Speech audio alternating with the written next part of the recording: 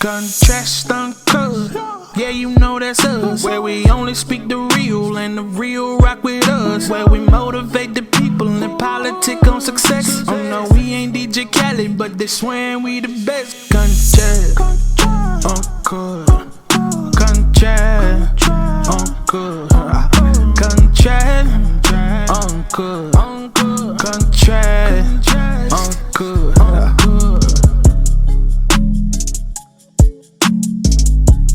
What's happening? It's Contrast Uncut. It's season 4, episode 18. I want to give a big shout out to Uncle Snoop's Army and Bobby D Presents. I appreciate you, brothers. It's your host, Zylo, aka DJ $1 like I won some money.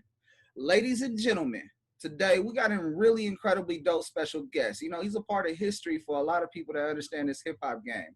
He's from the ATL, Atlanta, Georgia. He's a well-respected music executive that has nearly 20 years of experience in this industry. He currently is the head of urban music at 1RPM, which is an acronym for Revolution People's Mind. This brother has been a part of some of the biggest artists and producers in the game and its history, such as Future, Lil Jon, DJ Drama, Don Cannon, my favorite rapper, E40, just to name a few. Along with his prominent experience, he created his own company, 72 Music, a management company which serves as a one-stop shop for its clients, offering not only traditional music and business management, but also branding, digital marketing, tour management, support, A&R administration, licensing, music placement, and more. That is a true one-stop shop to make your career go from one step to the next, and sky's the limit. The company's current roster represents Organized Noize, Legendary, the Justice League. Shout out to Jaron Benton from his Funk Volume days and Mook Beats, just to name a few. And if you don't know who I got on the show by now, it's all good. We got all episode to chop it up with the legendary man himself, Orlando McGHEE. How you doing, brother? I'm good. Thank you for having me. I appreciate it. You know, I don't do many of these, so it's good to actually, you know, get my face out there a bit. I like to walk through the grocery store and no one know who I am or anything. Yes, I appreciate you. Time's the most finite thing we have on this earth. So I got to tell you from the jump how much I appreciate your time. And you pretty much fucking with us, fucking with me and the viewers. Thank you, because it's something you can't replace. And you don't do this often. So it's very important. I'll let you know from the beginning. I appreciate you. Oh, beautiful. All right, my man. So Orlando, brother, what is a normal 24 hours for you? Speaking of time. Oh, man. Let's see. We don't sleep much. So actually the pandemic has helped a bit in the sense of letting me be at home more often. I never got a chance to experience my home and found out all kind of things about it, the cracks and crevices and sounds and all that good stuff. And found out that I actually enjoy hanging out with my wife. That's a big plus. So 24 hours, man, it goes from just generally waking up to emails. I mean, you wake up to emails and text messages. One thing about the music industry, it never sleeps. So at any given day, you know, I may have, 20, 30 text messages by the time I wake up at 6 a.m. I usually wake up around 6, 7 a.m. every morning. And a couple of hundred emails. A lot of people kind of, and I tend to do it as well myself. I respond to several emails in the middle of the night. The ones that aren't super urgent, but I know I can, get back to. So other people do the same thing. So waking up, trying to put together a little bit of breakfast to eat, phone calls right out of the gate from my clients. A lot of them are coming out of studios right at that time. So, they're still up, kind of giving them the rundown of what I need to do business-wise during that day for them while they're asleep. Because a lot of them sleep early in the morning and don't wake up till noon, 1 o'clock. Right. So from there, several conference calls, again, in the pandemic era, there aren't very many meetings. Everything's done via Zoom and Skype and so on and so forth. And the interesting part about it is so many people, now have more access to you because you're not in meetings and so on and so everyone expects when they call your phone, you're supposed to answer. When you send a text message, you're supposed to answer. Email, you're supposed to answer. A lot of people don't realize is, I'm sure a lot of executives do now, you actually probably get more calls and messages now than before because everyone else is sitting there, kind of trying to figure things out as well. So I mean, it's a plethora of phone calls and Zoom meetings and, you know, trying to figure out what's next and what's moving, you know, throughout the industry. You know, it's always a discovery thing. So I'd say I spend a lot of my morning just on the discovery hunt, just to know what's happening out there in the space, who's new, who's a young kid that's happening, you know, moving around right now.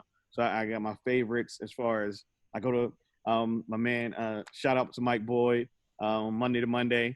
You know, I go to the Monday to Monday playlist every Monday morning, you know, just to see what he's actually put on his playlist, see if I'm familiar with the acts. And if not, I go listen to it, you know, just to see, you know, what's happening in the space. So a couple others, Lyrical Lemonade, you know, there's several little playlists on Spotify that I can go to and just, you know, try to figure out what's new and young that's happening out there. I'm a bit older, so that's just in the playlist space. You know, I like to have conversations with a lot of DJs and tastemakers in different markets as well. So I call, you know, DJ Ferris in Chicago, and like to get in his ear. DJ Funky in Atlanta and the Coalition DJs.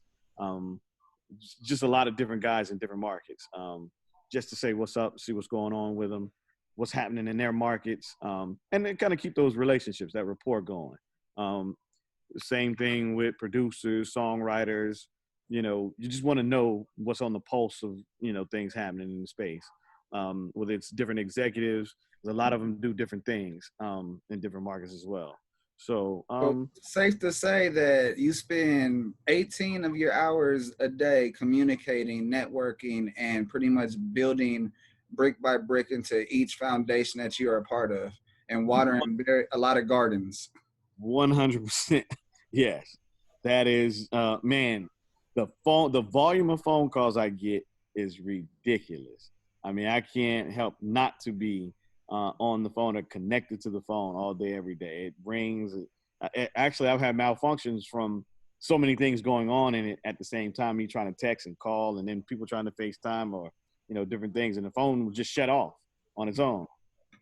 So, you know, I was doing too much. Right, exactly. Which is a good thing, though. Right. You know, one thing you don't want is the phone to go dry. Come on. Because once the phone goes dry, your bank account goes dry to a certain degree. In the past, I've had an issue with kind of passing along things and work to, you know, other people. I have had a big staff at one time and just working, you know, within my company at 72. And other times, you know, it's just me by myself. Right now, it's just me and my man, Jason Brown, my business partner. We've been together for a long, you know, years and years. When we start, actually, interesting story with he and I, with DJ Drama, Cannon, and Sense, they were in a crew called the Super Friends when they were in college. Shout out to Atlanta. Yes, sir. Yes, sir. I was working at BME recordings with Lil Jon, kind of running things at his label. And the guys came to me one day. Drama, we ended up using him as a DJ for Lil Scrappy. And on the road, I was out with them one day, and you know, Drama just heard me over on the phone one day, just in a business conversation with someone. And I'm assuming he just, you know, we never discussed it. He liked what he heard, you know, came to me like, yo, you know, we need some representation. We need somebody to help us out. So I was like, all right, cool. You know, no problem. I'm going to be honest, I had no idea what to do, and neither did they.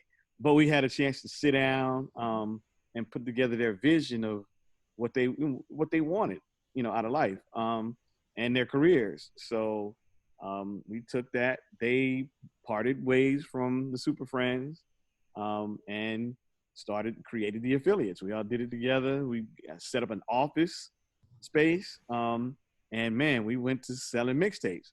There was a guy, my business partner now, Jason Brown. He was around, kind of, he had this little, before the blogs were popular and email lists, he had this little email list and text list called, well, not even text, email list called Atlanta Urban Mix. And all the parties and everything, he would do all the blasts for everyone. So he was doing consignment little records for different people. And I asked him, like, hey, you know, are you interested in helping us out with the mixtape stuff? He kind of came in, and I'll be honest, he changed our lives. Everyone. Like, you know, Gangsta Grills is a big, Jason Brown was a huge part of Gangsta Grills. Wow. And you know, You know, I just want to add something for the viewers that don't know. I've had the honor of having Don Cannon on the show, and a lot of people don't know that Gangsta Grills actually had a battle RIA and billboards because they didn't believe that they were getting all this content from all these different artists, not respecting the hustle and the grind that they were really marking on the map because they are the affiliates. They wasn't saying that because they made it up. No, they're affiliated with everybody. And that's where Gangsta Grills connected. And I'm sorry, you bringing us such dope history from the very jump. I'm like, oh, people don't know they actually had to prove themselves to the biggest people in the game that certified people in American music. That's right. That's right. Yes. I mean, and there was a point where, I mean, Drum, the way he was doing it, he had all the relationships. I mean, we can't take credit for any of it. Drum he built out a huge network of relationships with artists. He had the brand. What we were able to do was kind of go in and show him how to magnify it times 10 and how to monetize it also. You know, that was a big key. I mean, shout out to Clinton Sparks, man. It was mixunit.com. Big Oomp. Actually, I had a conversation with Big Oomp today and we were talking about it. I remember because the way we were doing the mixtapes, obviously we were selling them. We were selling them for such a small amount of money. It took a conversation with Oomp to really give me the perspective of where we needed to be. He was like, man, you know, y'all kind of killing the market because you're doing it so cheaply that, you know, no one else can compete. I'm like, okay, cool. So we made it a point to go up on the rate. And I remember one of the mixtape sites coming to us like, yo, we'll just bootleg your shit. I was like, yeah, but we'll just let everyone know that you're not official. So, you know, they actually comforted to us. And I'll never forget one day, man, the military was a big part of Gangsta Grills as well. Just in the early inception of it, because a lot of the, you know, members of the military were overseas at the time. I think it was the first Desert Storm or somewhere in one of those eras. Man, the amount of orders that we got from the soldiers overseas was ridiculous. And everyone, you know, everybody wanted to know what was happening back home, what was the it music, what was what was popping, and we had it all on those mixtapes. And just the groove of it, the energy from the mixtapes was so huge that, you know, it was ridiculous. And you guys were curating playlists before playlists were even thought of. Exactly. You hit the nail on the head. And then it grew from, you know, the mixtapes to, you know, one day we, you know, thought about what can we do next? And it was a radio show. So it started at Sirius Satellite Radio. Shout out to Reef and Ronnie Mills, all those guys over there at Sirius. Same thing, you know, the guys had never done radio before. They had no idea what to do. Cannon was very technical in a sense, so he knew how to, you know, maneuver through it all. But, you know, it was a couple of bumps in the road the first couple of episodes, but man, that shit took off like wildflowers. And it was just one day a week, you know, 2 hours a day. And we basically played the mixtapes on the air. I mean, they didn't play them on the air, but exactly what Drum and Cannon would do inside of his bedroom, in his living room rather, at his apartment, they did on the air at Sirius, and it made history. And the streets is watching, the affiliates. I mean, bro, I've been blessed to be co-signed by Cannon. And you know how many people have came on there just for their little interview to get co-signed by him? That's important to history. Yes, sir. Yes, sir. And, you know, went from there. We did the radio station here in town. Eventually, which we knew it was going to happen, both stations, it was, you know, two really big, powerful stations in Atlanta, came to us and was like, yo, we want the guys. So me and my business mind was like, okay, cool. We're going to go sit down with everybody. Let's see what everybody has to offer.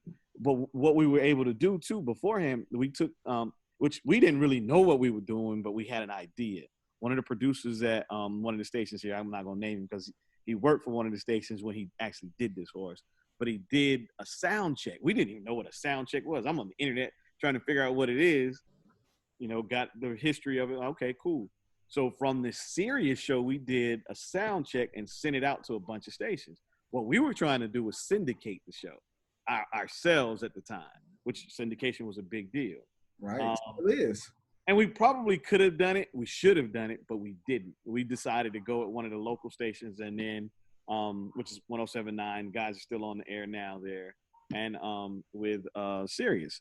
And, you know, the rest is history. Once they got on the air, you know, things kind of took off. We started a little record label affiliates music group. It didn't necessarily work out the way we wanted to at the time. did a deal with Atlantic. Well, actually with Warner Music Group as a whole. Drum, we did an album deal with Drum at Atlantic. Cannon was a producer. I remember his first placement was, and imagine this as a producer. Your first placement is with Young Jeezy, and Jay-Z's featured on the record. Huge. Yeah, so, that was crazy in itself. So the success just kept coming and coming. We were hugely blessed. And then, we kind of took a pivot turn. With the success of what I was doing at BME, the guys' success of what they were doing, people were calling. So, I wanted to try out something that, an opportunity I had at Warner Brothers at the time. So I took an A&R job. I had put together, actually, a crew called the Attic Crew. I put out an independent album called Forever. And, kind of got a bug from that. They were actually performing one night in a nightclub. And I shared office with Vince Phillips, who was the partner in BME, and Lil Jon, Vince, Cersei, all of those guys. And we went to go see the crew that I was put out an album on the Attic Crew, and some little kids opened up for them. And that just so happened to be Lil Scrappy and Trillville. So, we're at a teen club. We're supposed to be the headliners. And, Vince and I are kind of standing there like, yo, it's thousands of kids in this club. It's like 2,000-3,000 kids. Man, when that music came on, it shit blew our mind. We had no idea what we were seeing. And no one in the city outside of teenagers and kids knew what was going on. We're like at this, on the east side of town in this nightclub, and every kid in there knew every word of Headbuster. They knew every word of Never Ever. So I know Vince got on the phone with John, and the rest is history. And BME, the record label, which had already got started, was really born. That's from that moment. Scrappy signed the next day. He brought his mama to the office. He signed his deal the next day. I think Trillville took a little more time. John and crew took the crew over to Warner. And the rest is history. The label was formed. I know John had a great relationship with E40. And I never forget, kind of, me being from the South, I'm like, I love E40. He's actually dope, but I have no idea what to do with this. So they flew 40 out to Atlanta, and we hit it off. Like, we sat down and just started talking. He's one of the greatest men I could actually say I know in life. Like the life lessons and stories. He's a person that I want to emulate my life after. He's that good of a person. So, from the cooking to the business acumen, his relationship with his kids, relationship with his wife. His lifestyle is what, coming from the streets. I was born and bred in a housing project.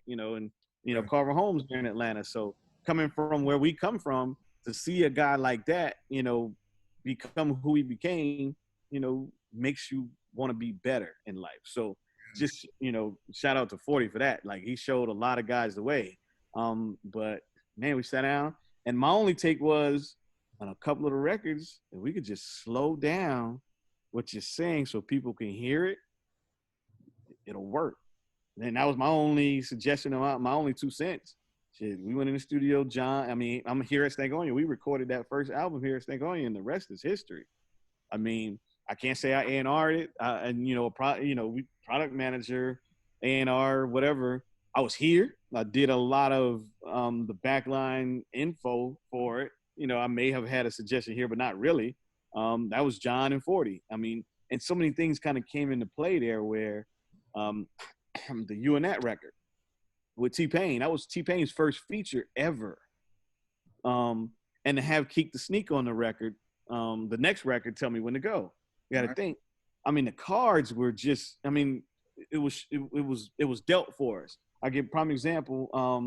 I forgot, there was a writer that had just so happened to come by the studio, and he was like, 40 was like, man, T-Pain would sound good on this record. Like, yeah, he would. The writer's sitting there, Maurice Garland. It was Maurice Garland. Maurice was like, yo, I just interviewed him today. We're like, what? Oh, word? Call him. He called him. Shit, T-Pain's down the street. Pulls up to the studio, lays his verse. Okay. Couple of hours later, tell me when to go. Boom, boom, boom, boom, boom, boom. Okay. She's jamming. I'm like, damn, John, this is special. Yeah. 40 mentioned, man, I want to get Keek the Sneak on this. It would be perfect. Calls Keek. Oh man, I'm next door to Stank on you. He's at a studio that's next door. Wow. Hold on. You got Walks two into the people studio. Hey. Yeah, like you got it's East Oakland bang, and like Vallejo. East Oakland and Vallejo right next to each other. That's crazy. in Atlanta, Georgia, of all places. So, you know, just to experience that, to be around it and making history. And then kind of, you know, I'd say our input was kind of trying to not play the culture. So, and I've been in a lot of those moments. So with Gangsta Grills, you know, making sure the South is represented well, drums represented well, even John's voice on it. You got to think, that's Lil Jon's voice on every record. So I made it a point that every BME record single we were putting out debuted on a Gangsta Grills CD. Just to build out the Southern culture, to keep it real. Same thing with E40. You know, you got to think it's a bunch of guys from Atlanta. We had to have real conversations with everybody in the Bay and make sure that the hyphy movement was not taken for granted or overly commercialized to where, you know, they couldn't profit from it. You know, one thing about culture, I like to make sure the proper people are making the money off of it. We did a documentary called The Hype on Hyphy. That was phenomenal. That went along with the album, just a hypey record. I mean, when we went to the Bay, you know, we made sure everybody who was relevant in the movement was part of it, in it, you know, got a check from it for the most part. I'm sure there may be a couple of people who may not have, but I mean, we shot the video. It was real shit going on at the time. I mean, you talk about an era. You talking about an era that I grew up in, like high school. This is my college days. I'm at college my first year, and then Fody drops. So you tell me when to go, and the whole dorms went crazy. I'm at UC Santa Barbara, like one of the most biggest parties. Oh yeah, so I'm sure out there it was ridiculous. And then that part where he said he was gonna grow some dreads, and you know, cause Jesus going dumb, and we just all went fucking crazy. And then, you know, Federation, shout out Federation. Federation was a big part of the hyphy movement. But like, I want to make sure people know right now, hyphy is not so much about the dance. It's all about the energy. And, you know, people in the Bay that are hyphy, you got to stay out their way. That's right. 100%. Yes. So, you know, being a part of that was phenomenal. Just being able to see it, you know, kind of cultivate and, you know, go to the heights that it went to. I mean, shit, large number of artists got signed to deals after that. I'm pissed off that we didn't sign all of them, but, you know, sometimes you just got to let people fly and do what they do. It's coming back around right now, bruh. Like, yeah. I promise you, Capolo is really pushing the mark. There's so many, like, different people that are making sure that that sound doesn't go away, but they elevated it. They put more content, a little bit more, you know, of some of that energy that sticks. Because back then, everybody was rapping about dumb shit. They was rapping about what chains they got, what car they got. You know, it was all dumb stuff. Versus now, there's so much serious content that's being put out by these brothers that you can't deny it. And that's something I'm excited for the Bay Area, because it's going to, you know, get some light to the soil that, you know, that got some real good oil. That's right. That's right. And an interesting thing about it is, I think the internet is taking it away a little bit, but I love the era where you could go to a different part of the U.S. and you would hear different types of music. No one sounded the same. You go to the Bay, there was a sound. Went to L.A. L.A. did not sound like the Bay. L.A. had its own sound. Shit, you go to Texas, they had their sound. You go to Chicago, there was a sound. New York had a sound. Miami had its own sound. Atlanta had a sound. You know, every place you went, there was a different sound. And man, when a record broke through from that era, everybody supported it. You know, there was nothing like having Do or Die with a hit record out there. You know, there's nothing like Outkast, their first, you know, hit record coming. Hearing Snoop and you know, Dre out of the West Coast. I mean, 40 and the Click out of the Bay. I mean, you know, shit, so many out of New York, you can't even name it all. I mean, even in DC with go-go music, you know, it was just so much, and the culture was rich everywhere you went. I mean, techno out of Detroit, you know, just all of that energy. I think the internet has kind of, pushed it all into one pot of whatever market's hot at the moment, that's what it's going to sound like. But And fortunately for Atlanta, I mean, we're at the forefront of a lot of it. I mean, we love it and we reap it, but I really do miss hearing, man, the first time I heard Too Short, I was like 14 years old, maybe 13, 14. I got invited to the Olympic Training Center. It was a program with the Boys and Girls Club where they sent me out to the Olympic Training Center to train at team handball. And it was kids from all over the United States. Man, some Hispanic kids from the Bay brought Too Short. And I was sold at that moment. Like, oh my God, this is the most incredible shit I've ever heard in my life. Yes. And, just that energy is not to say it's missing now. I mean, I'm older now, so I'm sure kids are still discovering things that way. But I feel like it's not enough of it going on right now. No, you're talking about sounds being created in different markets. So. You're talking about such an important era because at that point, you're talking about Too Short. Too Short was really making that word bitch, like, okay to use. Because on the East Coast, and especially in the South, you couldn't call a female no bitch. They were all queens. And I guess they still are a queen. But on the West Coast, we got a different way. Like a man could be a bitch in our scenarios. Like, you feel me? You acting like a bitch, you're going to get treated like a bitch. And it gets out there like that. But Too Short was the first person to really go across the United States and make it comfortable for people from the West Coast to come and talk about bitches and hoes and pimping, because that wasn't necessarily allowed on certain regions.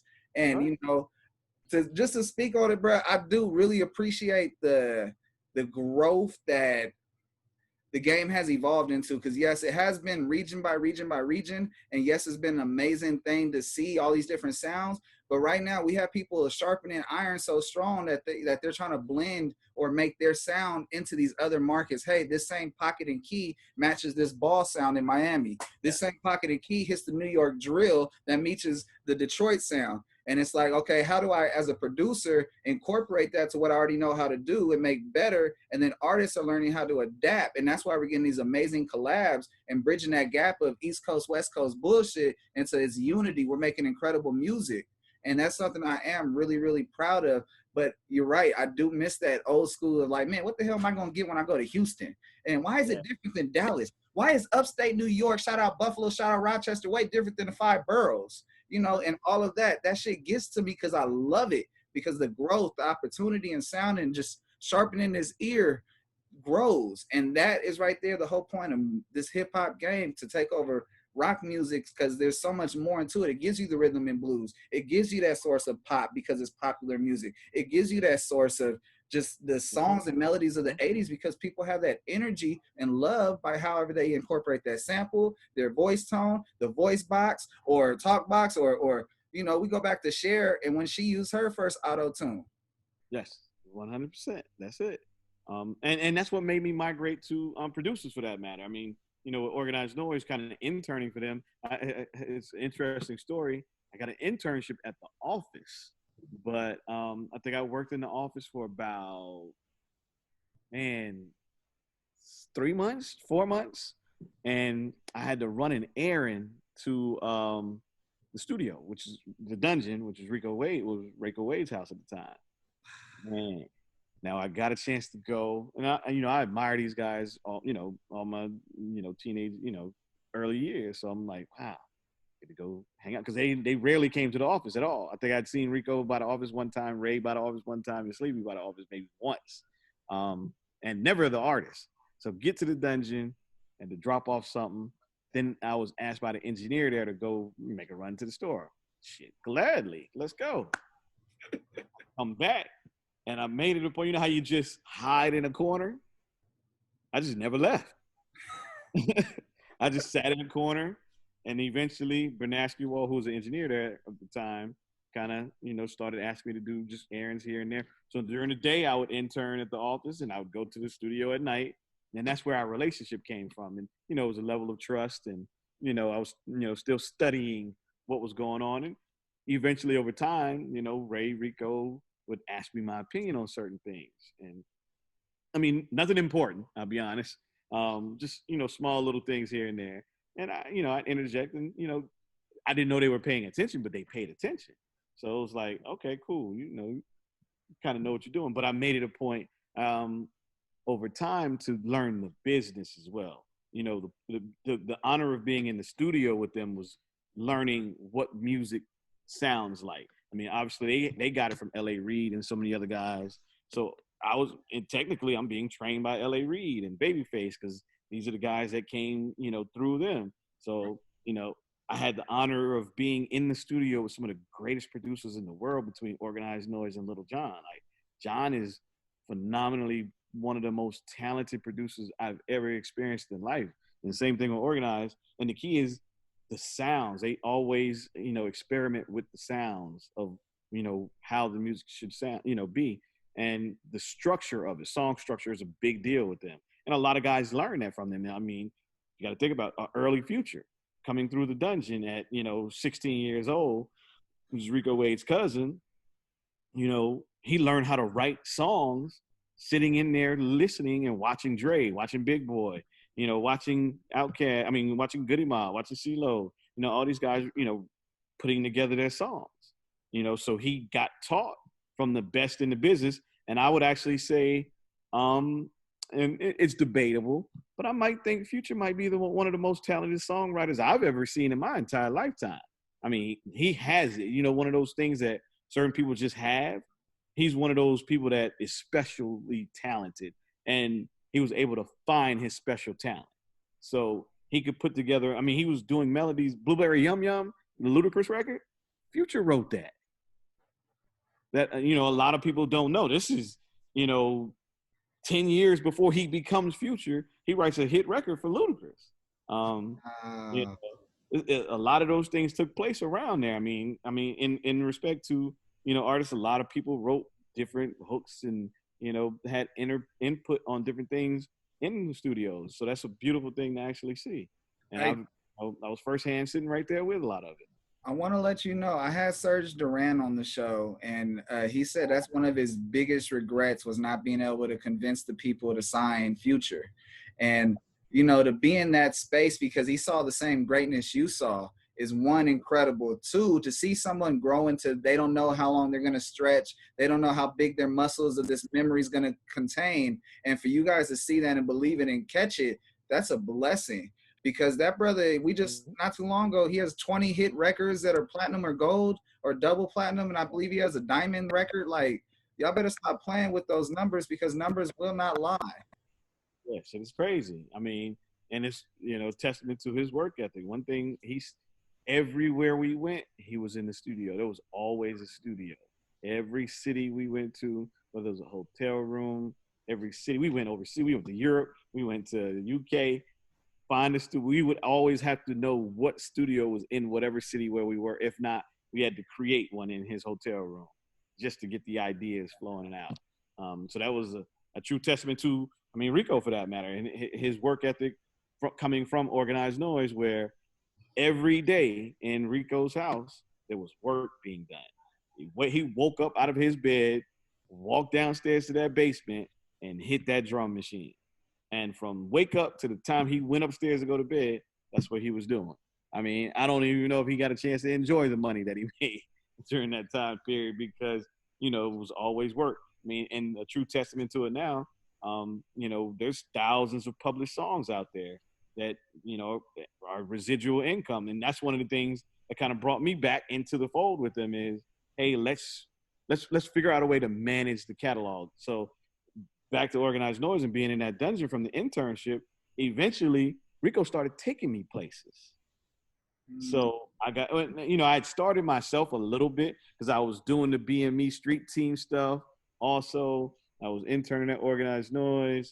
I had a full-time job at Macy's. It was crazy. I did not sleep ever in that time period. And I had a girlfriend. He started kind of just taking me out to different places. So it's one thing when people see you by yourself in the hustle, but then they see, okay, cool, he's with him. And it's funny talking to Rico later on in life. He was like, I knew what I was doing. I knew what that would do, for you. And, I appreciate that to this day. Like, that's my brother. I will kill a motherfucker for Rico Wade right now. If he told me to shoot a nigga, I'm going to shoot a nigga. just because I know he's done for me in my life, and several other individuals for that matter. So, it was a special moment in time in Atlanta, and, me being there and being a part of it with him, it went a long way. So people got to know who I was, my work ethic, and everything. So it built my reputation as someone that's legitimate and you could do business with him. I took, everybody can't take advantage of that. I give you a prime example of something, man, the most embarrassing moment of my life is when I went into a meeting with Billy Calloway. He was working at Hitco Music Publishing. I had a producer, and just the fact that I could get the meeting first and foremost, Billy was one of them top level execs. And I'm like, man, I got a meeting at Hitco. I'm managing a producer, had no fucking idea what I was doing. All I know is I can get you in the room. Who knew the first thing out of his mouth was after you listen, all right, cool, let's do business. What you want? And I'm sitting there like, I have no fucking idea what to ask for in a publishing deal. So I'm stuck, and I'm like, all right, cool. I played it off like, shit, we'll get back to you. Then the deal didn't happen because I fumbled it. I'll be honest, and that taught me a lesson though. So yeah, and from that meeting with Billy, it taught me that lesson of never be unprepared. So one of my, actually, probably, I'm not even saying one, my best friend in the entire world is an attorney named Yolanda Carter Scott. She, at the time, was Yolanda in law school at the time? I think I may have been the one who convinced her to go into entertainment law. I'm sure she probably had it in her mind, but I was already in the mix kind of doing it. So I'm like, yo, you need to come forward with this. She actually had taken a job in New York. She was working in New York for the city, but doing entertainment stuff on the side. But I had to go to her like, yo, I need some help. I need you to give me a rundown of what this shit means. So, once I got a general understanding of it, I made it a point, and I let her know I will never be in a situation like that again. And so there was a lot of women that helped me out in that. On top of Rico, there was a young lady named Dee Dee Hibbler, who she actually handled all of the business for Organized Noize in the office. I kind of came to her like, yo, I want to know everything. Help me figure out everything.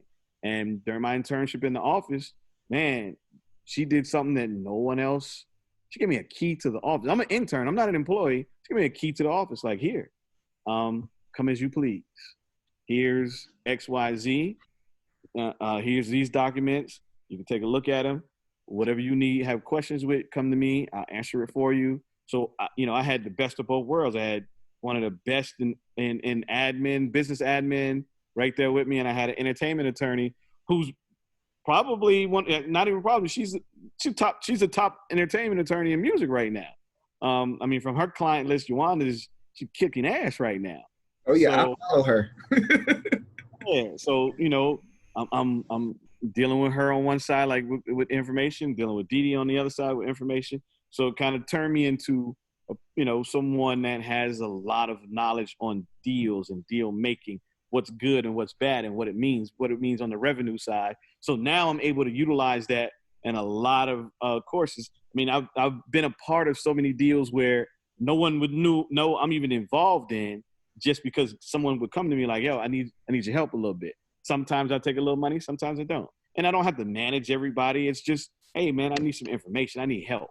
And I'm there for it because shit, someone helped me in my career, and being fair is one of the things that was always instilled in me from Rico, man. He's the integrity that he has and the integrity that E40 has. Those kind of things rubbed off on me where I never wanted to take advantage of anyone. Anytime you go to the table and negotiate something, everyone walking away from the table has to feel like, they did great business. And when the money comes in, everyone wants to be able to high five each other like, oh my God, we did great business.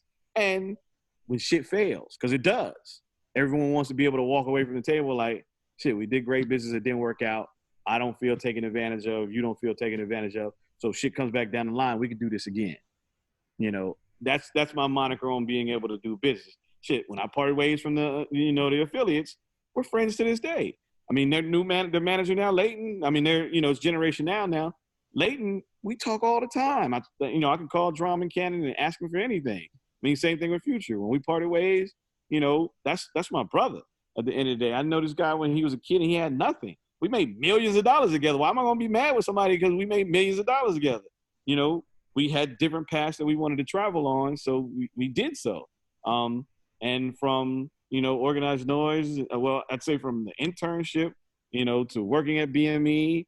From BME, I mean, the work that I'd done there, it caught the attention of one of my good friends now, Naeem Ali, who took it to Tom Wally, who's the chairman of Warner Brothers.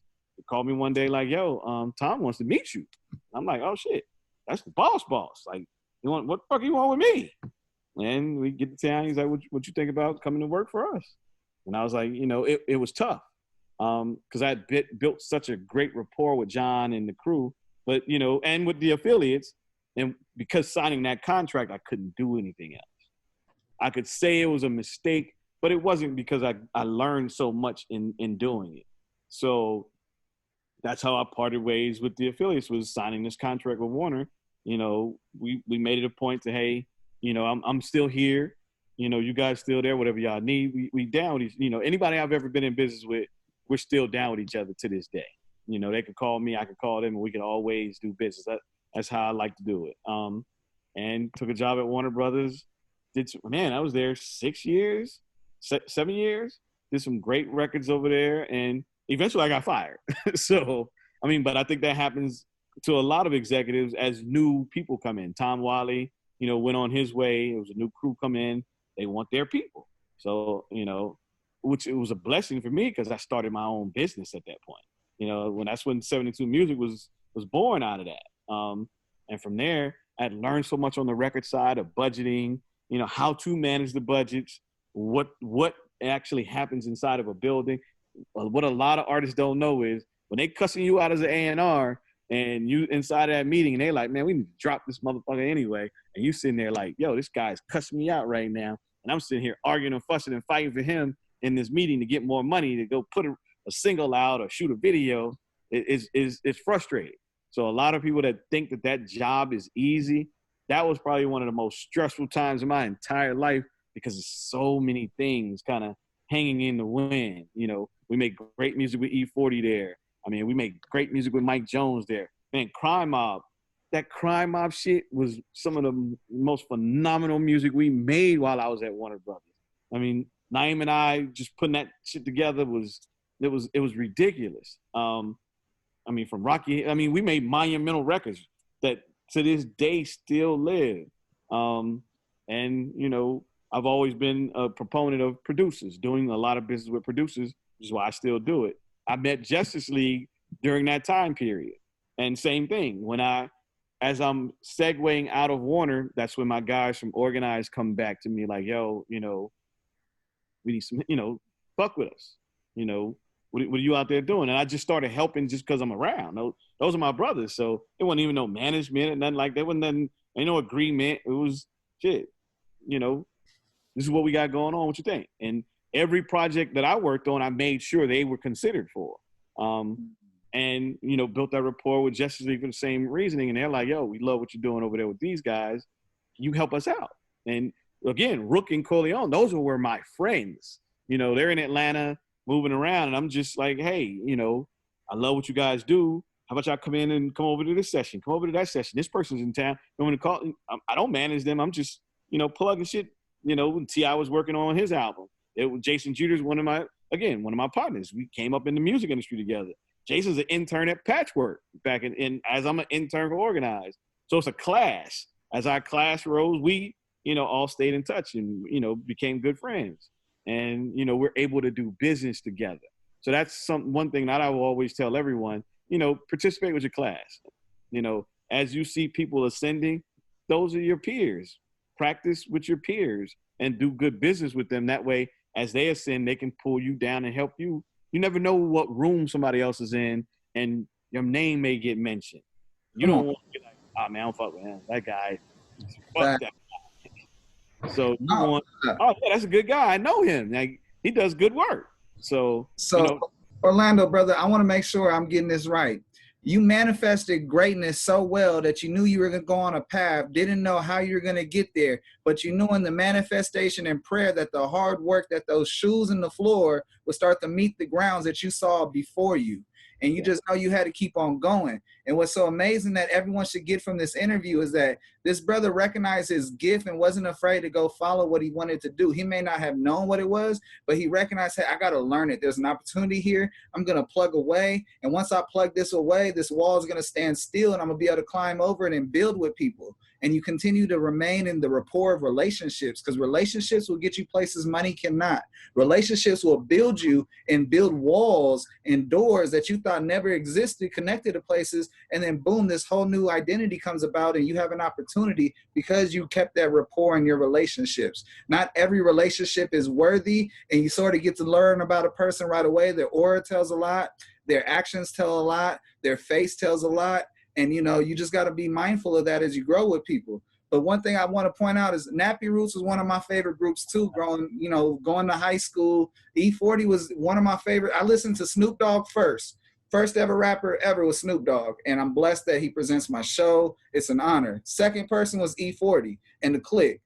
And, you know, as I grew up, Nappy Roots was something I listened to before football games. I listened to after games. I listened to, you know, I was homeless in high school, and that was something that really kept me striving to, you know, I'm not going to be broke no more. You know, being poor is just something of the past, and it's going to be something that's going to build me. And, you know, all of these different artists and the integrity that they put out in their music so that you can relate was so great to me. And, you know, what's incredible is I have you in front of me and you have relationships with so many artists that I admire, look up to, but not just me, the whole world looks up to. And you've had an intricate part, whether it's pressing a button on saying something because, you know, hey, that actually recognized something I should say here because it's not talked about, and it pressed a button on you to put it out. And, you know, that's a passion thing. That's purpose. That's something you're willing to do for free, and you're going to get paid for it at some point, but you just got to keep on going along with that gut feeling of this is right. And I just want to make sure that not only I sum it up real fast, but if we spend a little time on relationships, because that is the key to unlocking that 10,000 hours in a field. You would never been an outlier unless someone gave you a key to be an outlier. Yes, 100%, man. The relationships that I've been able to build over the years, that's my lifeblood. That's my Rolodex is how I live right now. That's my revenue. You know, being able to pick up the phone and get someone on the phone and get them to move is a big deal. And they only move because of a couple of different things. You know, they know the history that I've put out there. I wouldn't put them in a bad predicament where it's a bad look. And that they'll get taken advantage of. So, you know, I think those are keys in business as a whole. You know, you don't want to just call everybody every time. You know, you got to be able to source through things. So, no, thank you, man. I appreciate it. Oh yeah, no, it's just amazing hearing the back, because so many people, like, they can listen to it, but they don't understand sometimes the levels of degrees that you're going through, the levels of just networking and connecting the dots, and you're truly making Rembrandt, Picasso paintings with all these different dots you connect. And I just, you know, it's so important because people will wash up a relationship or wash up something over $5 funky and not realize that they're the problem, not the relationship. Oh yeah, without question. I mean, even, you know, my work with Earth Gang and JID, it taught me so much. That actually was a great point in my career because I was so complacent in that moment before being introduced to them that, well, it was, you know, I got money, you know, what do I really need to do it for? I'm not overly rich, you know, and I'm not a material guy, but I was comfortable in life. And it was something about working with them that kind of gave me a drive, like having Barry around, that his energy all the time was on 10, was like, shit, I'm challenged now. I got to do some shit just to keep up. So, you know, being in business with them made me run. I'm like, okay, cool. That first tour they did, you know, it was me calling Top Dog. I just called Top Dog like, yo, I got these kids in Atlanta. It was Ab Soul's tour. You know, just sign him up for management, you know, can I get him on Ab-Soul's tour? He was like, sure. He was like, shit, ain't no more room on the tour bus, but, you know, we'll put him on the road with him. I was like, all right, cool. Call my business manager. It was $15,000. We'll get, you know, the little car and, you know, some gas and hotel rooms for him. Jason, my business partner, and I put them out on the road, and the rest is it. They met J. Cole on that tour and stayed in touch with Cole from there, and the rest is history in their career. But specifically about Earth Gang and JID, their energy, their aura, their spirit is living through them whenever they touch a mic, whenever they're actually able to be seen. You can feel that energy when you see them. And it's so amazing that God used them as a vessel to make you uncomfortable, to recognize that there's so much more work for you to do. That's right. And that led to a job, Roc Nation and A&R, senior VP of A&R there. I mean, well, from Future with Benny Pugh, signed Nicole Bus, and we were able to put out a bunch of records there as well, which, was a great experience in itself, kind of being, I'd never really been out of Atlanta doing business, so being in New York and watching that hustle and bustle, again, gave me a new tool of how to do business, kind of getting in business with, Eric Sloan and 30 Rock, and him having the biggest record of 2020 with The Box, kind of took things to a whole nother level. So again, I'm walking in the rooms again with these same, top tier execs, like, okay, cool. Eric is, he's leading the charge in there, but he's like, yo, what do you think of this? What do you think of that? And I'm like, all right, cool, bang. We should do this, we should do that. Not, then that's what I mean by being able to get into situations with people and young execs. You got to be able to pass the information. I mean, Wilt Wallace, who's the senior VP of radio promotions at Warner.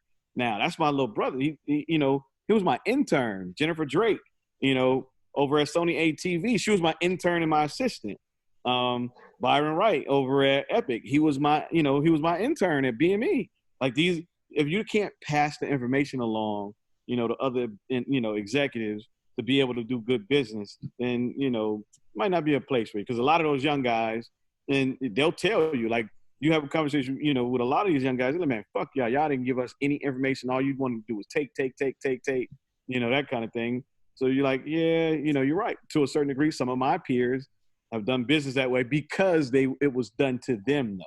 So at a certain point, in the executive cycle of it, I want to do good business and keep your name clean because karma comes back. I'm a believer of karma. I've had even my brother, man, my younger brother's like, yo, you have to be the luckiest guy in the world. Like some of the positions and jobs and things that I've just fallen into, is surprising to me sometimes. It's like, yo, what the fuck? Like, and it's because, like I said to you before, certain rooms I was in. Scooter Braun, I'm sitting on an airplane landing in Los Angeles. Scooter Braun and I got really cool in Atlanta. And Scooter's probably one of the biggest moguls in all the music right now. He's in a meeting.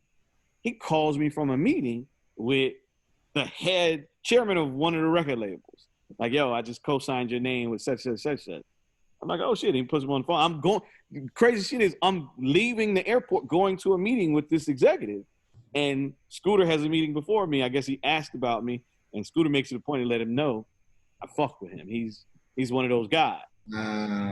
You never know. And that was from just good business that Scooter and I did when we were, young guys in Atlanta just trying to figure out a way.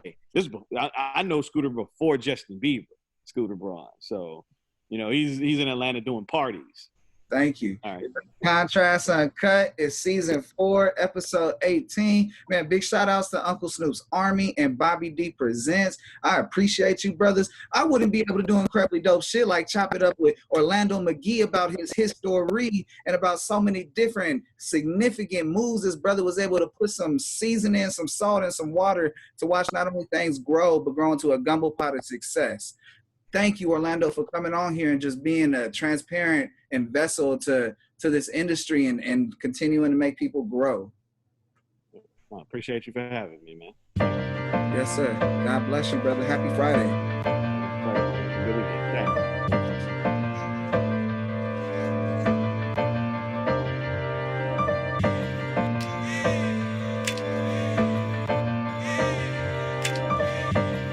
Thanks. Yeah.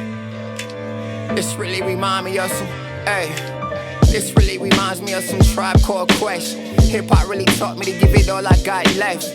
Wu-Tang taught us how to beat the projects and tell my story over beats and it could be a project. Look, how it all begun. Bum, skibbity bum, yeah. Grew up on that Nas, on that L, on that pun. Old soul when I was young. Crisscross, make 'em jump. Battle rapping for respect, my nigga, this ain't what you want. Can I kick it when I'm rhyming? Be a legend through Ebonics. Was a sticker boy, felt like sticky fingers played at Onyx. Can I live track 8? Feel like Jigga 96. Without a reasonable doubt, the album turned me into this. Man, I know you guys can't smell this right now, and I ain't talking about none of that other stuff. I'm talking about some of that good stuff, that smell good stuff. I think it's breakfast. What time is it? It's breakfast time. Make sure you tune in to Contrast Uncut no matter what you're doing. Whether you're eating breakfast, you're smelling good food like I'm smelling, or if you're smelling other stuff, we're good to watch too. Make sure you tune in. Thank you.